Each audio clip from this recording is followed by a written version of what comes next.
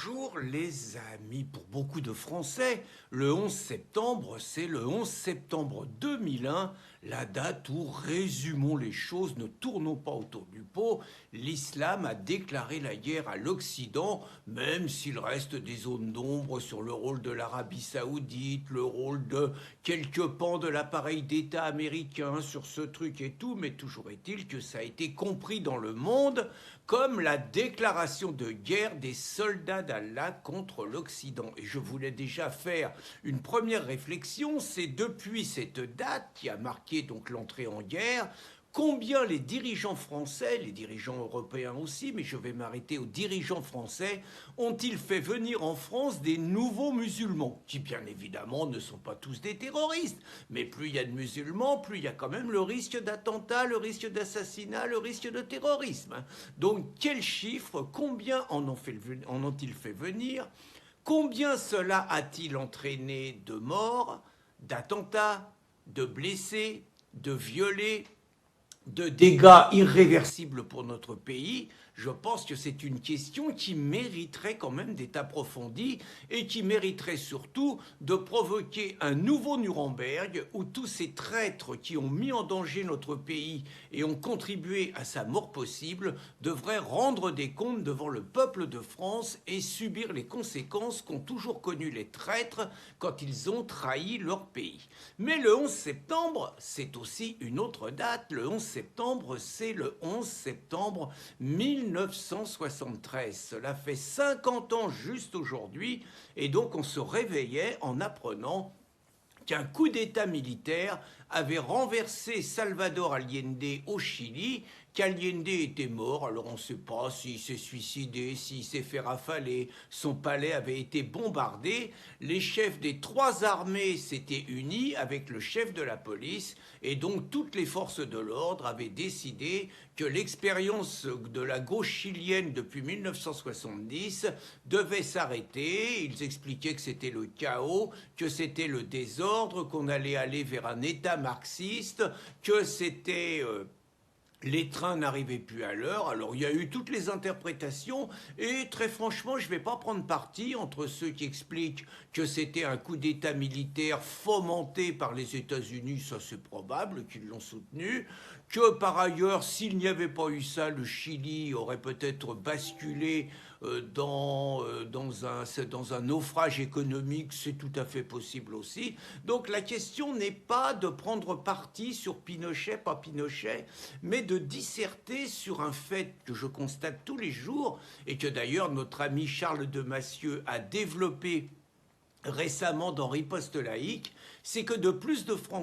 en plus de Français, désespérés quelque part par le naufrage et la mort programmée de la France, pensent que seule l'armée peut encore sauver le pays de la mort qui lui est promise. Et donc Charles expliquait même que selon lui, les militaires avaient un devoir d'intervenir, un devoir de sauver le pays, et que s'ils ne le faisaient pas, ils seraient redevables devant l'histoire de leur inaction.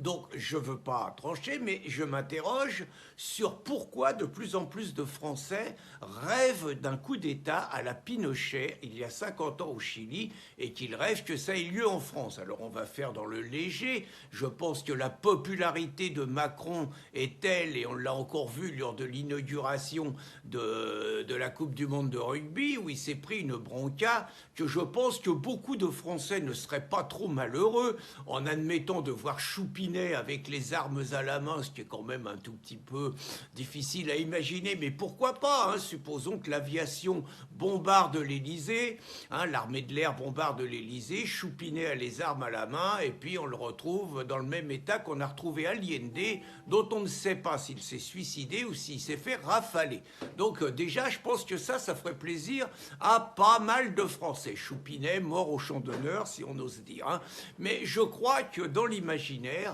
c'est vrai que, bon, je pense que beaucoup de Français ne seraient pas malheureux de voir les dealers et les racailles qui pourrissent la vie du pays, qui multiplient les émeutes, qui multiplient les agressions contre les flics, croupir dans les prisons, croupir dans les stades peut-être, hein, être traités comme on les traite au Salvador, je suis sûr que ça dérangerait pas trop les Français. Je suis sûr que ça dérangerait pas trop les Français si, suite au coup d'État, de nombreux musulmans prenaient le bateau vite fait et retournaient vite fait dans leur pays, comprenant que la plaisanterie a assez duré et que l'armée a sifflé la fin de la récréation. Je suis sûr que ça dérangerait pas trop de Français si ceux qui n'auraient pas compris le message étaient raccompagnés manu militari dans les bateaux, avec les méthodes qui sont parfois celles d'une armée qui prend le pouvoir après un coup d'État. Je suis sûr que ça dérangerait pas beaucoup de monde. Je suis sûr que ça dérangerait pas beaucoup de monde, comme au Chili par exemple, que tous les partis politiques soient dissous. Je pense pas que ça dérangerait beaucoup de monde aujourd'hui. Le RN et Reconquête peut-être, mais tous les autres là qui sont responsables de l'état de la France depuis 40 ans, je pense pas que ça dérangerait beaucoup de monde. Je pense pas que ça dérangerait beaucoup de monde qu'on remette un petit peu de l'ordre dans la justice, que le syndicat de la magistrature soit dissous, que tous les syndicats et associations qui nous foutent la vérole soient dissous, et que donc la justice redevienne une justice au service du peuple et pas une justice au service d'une idéologie victimaire et de l'excuse. Je suis sûr que ça dérangerait pas grand monde qu'on remette de l'ordre dans les médias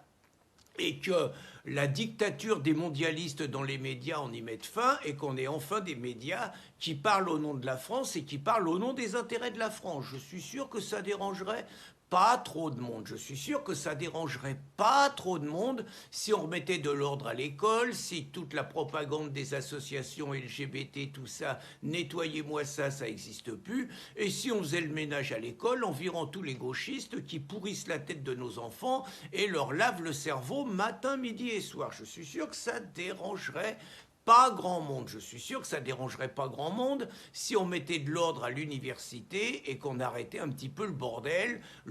des gauchistes et le bordel des wokistes. Je pense pas que ça dérangerait grand monde et je pense pas que ça dérangerait grand monde si on faisait un peu du ménage dans la santé et si on virait de la santé tous ceux qui défendent les intérêts de Big Pharma plutôt que les intérêts des malades, voire si on leur demandait quelques comptes. Donc je suis sûr que tout ça, on a le droit de réfléchir, on a le droit de se dire qu'entre la mort de la France et peut-être un sursaut qui viendrait de l'armée, il est peut-être pas étonnant que de plus en plus de Français se mettent à rêver en France d'un scénario à la Pinochet. Ce n'est qu'une réflexion et ce n'est naturellement qu'un rêve et pas un appel à l'armée à renverser le pouvoir. On s'est déjà pris un nouveau procès ce matin, je vous expliquerai. On va pas en rajouter. Bonne journée les amis.